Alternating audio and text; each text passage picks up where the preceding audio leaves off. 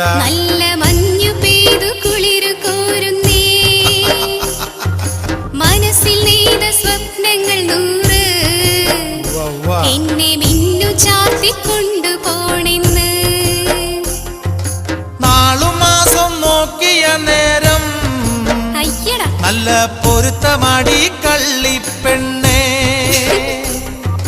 കുംഭമാസം പിറക്കട്ടെ പെണ്ണേ, നമ്മൾ നിശ്ചയിച്ച പോലെ തന്നെടി.